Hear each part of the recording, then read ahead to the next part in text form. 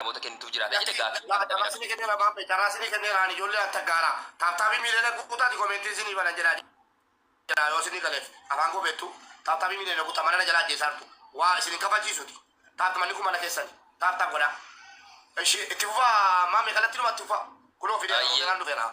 Ulfaadhu galatoomee obboleewwan kiyya taataaf kooppilinki gochuun dagatina piliis hanga dandeessanuun jechuudha koomentiin isinii banamaa hanga dandeessanuun koomentiin cufamuun gaariidha namoonni miiran taane keessa kan galleef akka of ta'anii jechuudha konfidensiin akka dubbatanuu fi koomentiin cufamuun gaariidha hangasitti immoo akkuma inni isinii jedhe miliyoona galchaa inshaallah obboleessa keenya roobeeraa baga nagayaan dhufte tiktook irrattuu fireendii kiyya reefuunsi arguutti jira akkam nagayaa baga nagayaan dhufte nagaa miti sagaleen kiyya roobeeraa.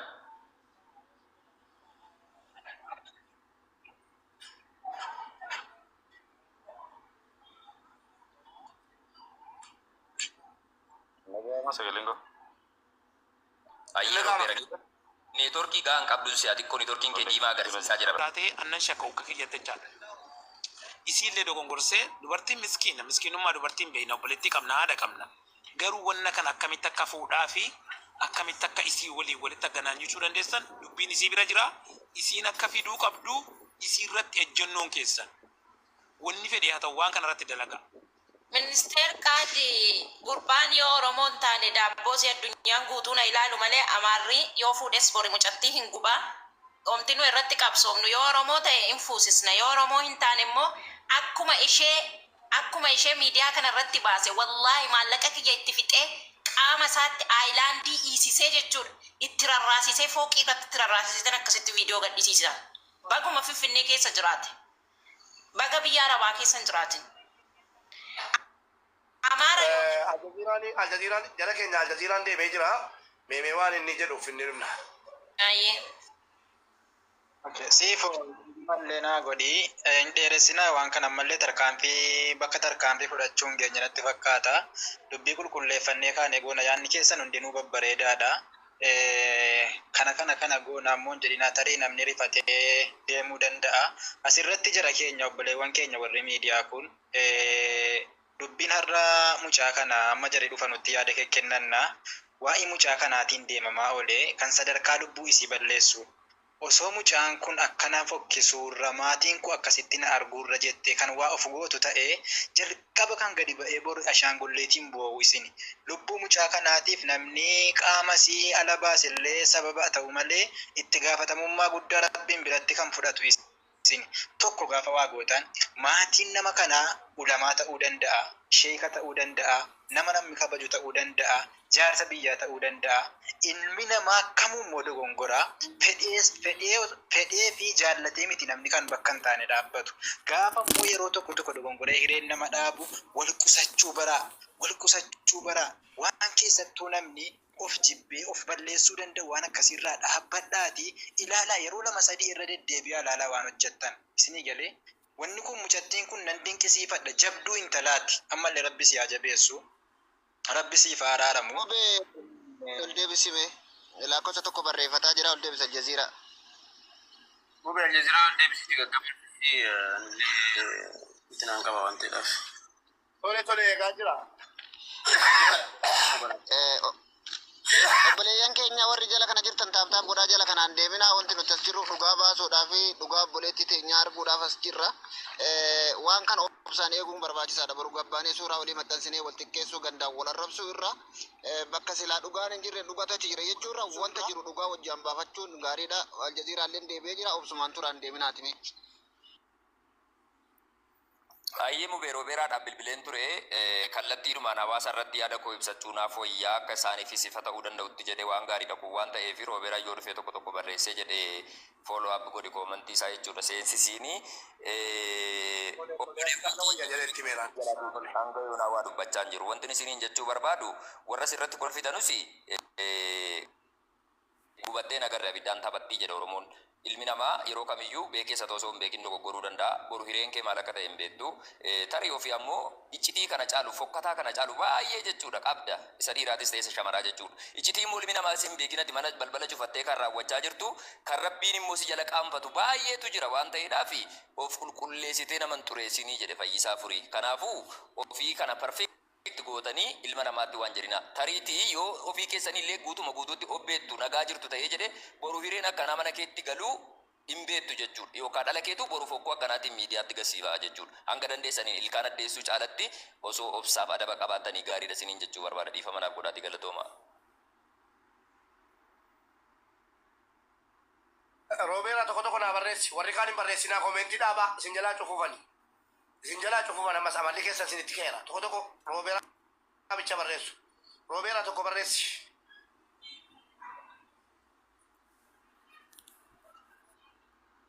Robeera tokko barreessi. Mwaza, miuti godha mwaza kana. Mozaza. Miuti godha warra barreessaa bakka warra koomeentii barbaanni. Warra koomeentii cufsiisuu deemu. Miuti godha. Barsiisa miuti godhi funaani. Haga bilookitti tarkaanfiitti fudhaa. Himda'um. Wayyee bisa. Ay mike ay bilookii gaafa godhamtanii bakka biraatti na argaa dhiyyaa. Maaliif barreessitu isin galchaan jiru anoo? Robeeraadhaa isin. Warri kaan koppiriik godhaa isin. Na adabsiisuuf deemu. Wal maaxaa. Robeera barsiisaa Robeeraa barbaadii galchi. Robeeraa barbaadii galchi. Miutiin dhumtan. Robeeraa barbaadaa galchaa. Koppiriik akka kana koppiriikiitu gootanii gaariidha.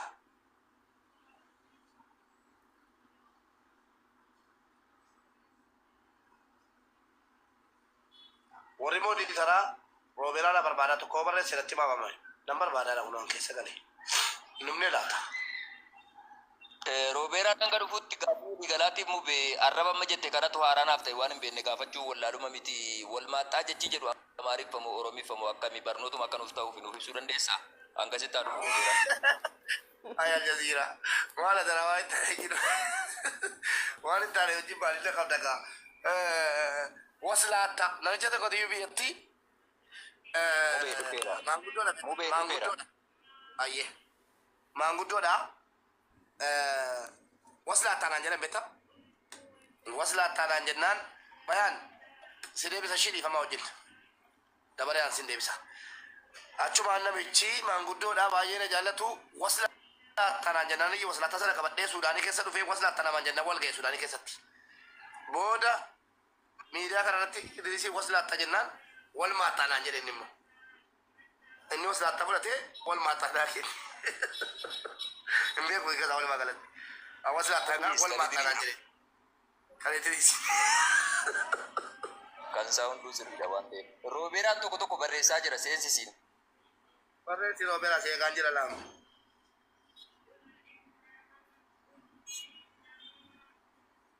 Robeeraa tokko naa barreessi.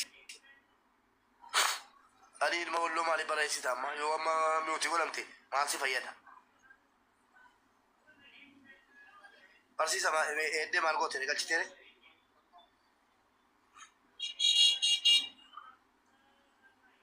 Warra gasirraa hunda boloo godha. Dhufeeraa qaabi mundee. Nama meeqa ta'e jira abbo. Jala darbee. A'uuzu billah. Colleen galchi kabbaan ta'e. Barsiisaa dammo nan beeka. Rabbi dhugaa nu dubbisu. Yalla Aljazeera akka beektanutti cufaaqa. Koomenti nam tokko rabsinaan wallaahi biyyoo fi wal tura. Turkiin agarsiisaa jira. Inni dhageessa miti sagalee keenya Roobee. Anamma kaasee naasa'u sagalee mucaa rakkisa. Miutiin qabadhaan. Nam tokko as jala deemee gar tokko rabsataanaan biloo kanarraa godhaa arrabni waan mana kanatti. Qeequu malee. Carraasini kenna ol galtanii qeequu malee arrabni kan olgaadhaa bara. Nama tokko rabsina. Koomentiin akkanatti taa'u. Haqa jiru barree kaanee haqa fudhachiifne kunoo bisaafaa jira, dabaluu jira, boonaa jira, Aljazeeraa jira, hundinuu jiru dhiifama gaafachiifna.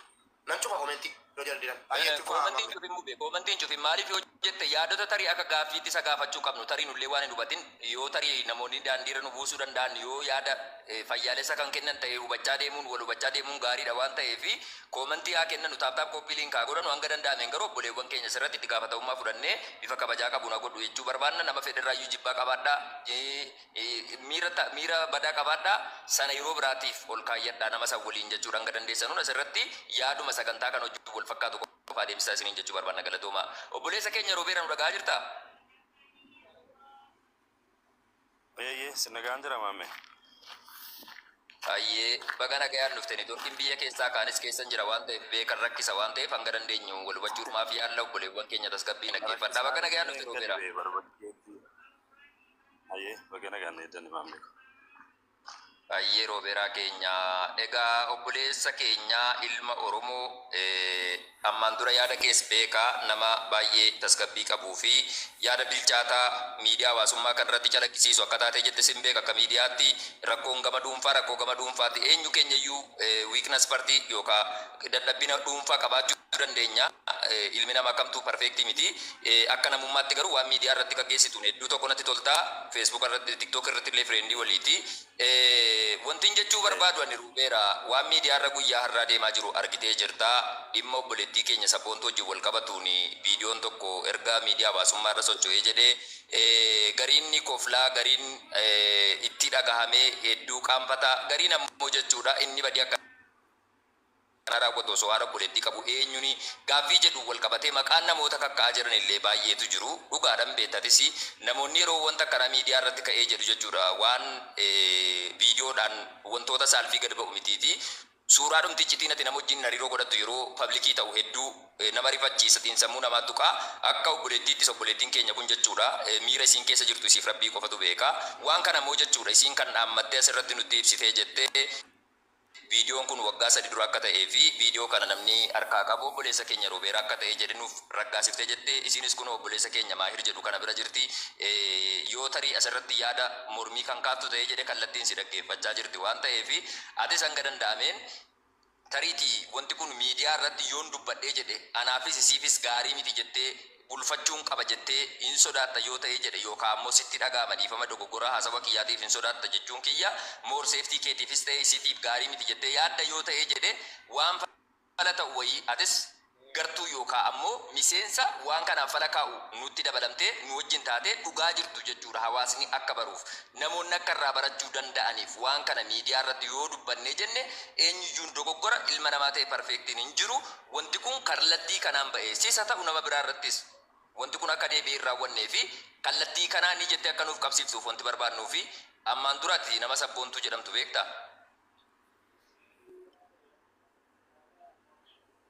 Beekani. Ayyee. Hariiroon Sabboontuu waliin qaban akkam jedhee sin gaafadhu. Jaalallee isaa taatu nama miidiyaa irratti beektu haa taatu. Akkuma sana ammoo haadha manaa keessa taatu. Just fakkeenyaan kaasaa jira. Haadha manaa keessa taatu suni dhimma dhuunfaa keessaniiti. Bal'inaan keessa galuu hin barbaadu. Garuu Sabboontuu wajjin hariiroo qabdan keessatti kallattii viidiyoo bilbilaatiin haa ta'u yookaan ammoo viidiyoo riikardii ta'e lafarraa fuutee Sabboontuun sitti ergiteetti immoo hin ergine.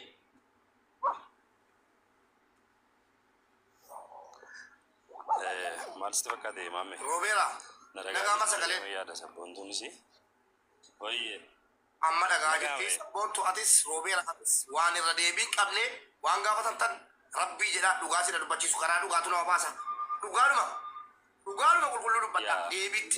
Nus irratti seesa. Ayyee mubee obsi itti fufi Roobeeraa kiyya.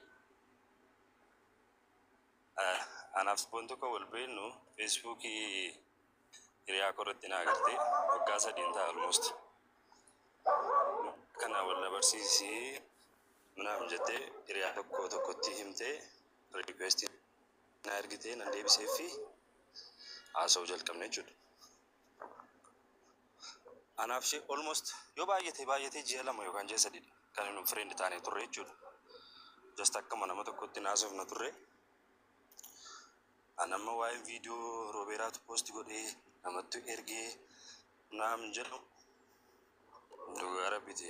Ani maal jedhee kan dubbadhu yoon beeku nama waan akkasii godhus miti har'a galgalan dhagee akkas jennaan Sabboontuu inni waggaa 3 asitti guyyaa tokko waliin haasofnee hin beeknu chaatii walii goonee hin beeknu hin dhaabne haasama walii jechuudha. Waggaa 3 keessattiin edda galgala isheetu naa barreesse iyyuu malee Roobeenaan jettee wayyeennaan viidiyoo kun namatti ergiteetti viidiyoo maali? Akkas kunoo viidiyoon meesenjeraan namatti ergamaa jiraatti. Ani viidiyoon namatti ergeen qabu. An nama akkasii miti na beekta sirriitti nama akkam kan ta'e sirriitti na beekta. Maal godheen viidiyoo kee namatti ergaanii. Ani jiraachuma keeyyuu waggaa 3 guutuu jiraachuu keeyyuu feesbuukii irratti si argeen beeku jiraachuu keeyyuu yaadadhanii. Inkwaa waggaa 3 booddee taa'ee viidiyoo kee kana poosti gochuu mitiiti. Dhugaama jiru haqquma jiru yoon isinitti himemmoo jechuudha. An guyyaan jalqaba sabboontuu eenyu akka isheen taate bare viidiyoo isheen nama biraaf ergite namni natti agarsiise viidiyoo sana argeen jalqaba. Maaliif akka isheen akkas goote hin beeku viidiyoo nama 2-3 ergiteetti kan inni ija koodhaan argee jechuudha. Amma immoo kun hoon jedhamee maqaa namaa balleessuudhaaf an wanta hin godhinitti an nama kabajamaatii guddaa qabu keessatti hin guddadde isheenis sirriitti na beekti hiriyoonni koo na beeku jechuudha. Waan kana waan hin godhe hin qabu. Namni immoo Roobeeraatu viidiyoo kana natti erge Roobeeraatu viidiyoo kana karaa meeseenjeriidhaan sheer godhe jedhu jiraannaan immoo kun olaam laayivii irra dhufee abbaan jiru haasa'uu danda'a jechuudha. Na baay'ee nama aarsa. Callisanii keessatti maqaa namaa balleessuun sirrii miti. Ani isheetu na gaddisiise baay'ee. Angoo maqaa yoo baddeessu rakkoo hin qabu garuu akka kanatti maqaan ishee haasa'ame. Viidiyoo nama 2-3-4 bukkeetti akkas ergite abaluufi. Isheetu na gaddisiise amma sammaallee barreessaaf hin ture. Kunoo na dhagaarti sabboontu. Sabboontu aniin jedhe ani dhiiradha. Waan fedhe yoo ta'e situ na gaddisiisana. Maqaan kee keessatti ka'umsaa baay'ee nama gaddisiisa. Kunoo naan immoo maqaa koo feesbuukii irratti akkas jedhanii poosti gochaa jiru. Kanaafiyyuu abbaan dhugaa kana Roobeeraatu viidiyoo kana natti erge. Roobeeraatu viidiyoo kana sheer godhe jedhu jiraannaan murtoo barbaachisaa ta'e karaa keessanii wanti ta'e jechuun waan barbaadan gochuu dandeessu jechuudha. Malee yoon poosti godhe hin qabu. Ayyee Roobeeraa kiyya. Mucaa kana Ayyee galatoomi yeroo tokko ammas gaaffii itti aanuun siif dhiyeessa. Viidiyoo kana osoo argin duratti jechuudha ergan sabboontuu beekee yookaan baree jedhe akkuma isiirraa fagaadhu kan na godhe viidiyoon sana argeetii jechaa jirta. Ayyee isin immoo viidiyoon sun jalqaba irratti yookaan laayivii irratti wajjiniin dhuunfaadhaan dhiimoon haa ta'u bootimiin haa ta'u any viidiyoo kool firii kooliidhaan jechuudha haa ta'u viidiyoo lafatti waraabdee jette siif erguu haa ta'u.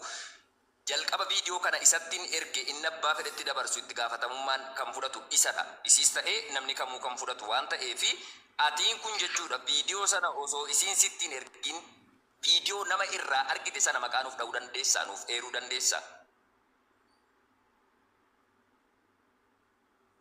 No nama abalu jedhee ilaal maammee koo maqaa namaa kaasuun barbaachisu.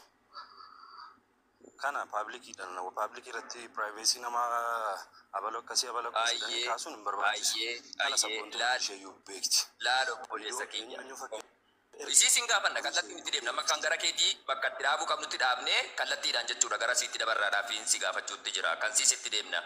Atiin kun jechuudha dhibbatti amantaa amantuun jechuudha.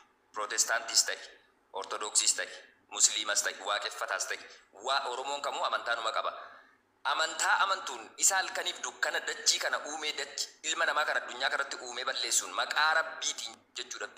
Viidiyoo kana jalqaba osoo isiin sittiin ergin nama biraarraa arguu keetti dhibbatti konfirman godha jettee hawaasa 6,200 si caqasaa jiru kan fuulduratti ragaa nu ba'uu dandeessaa?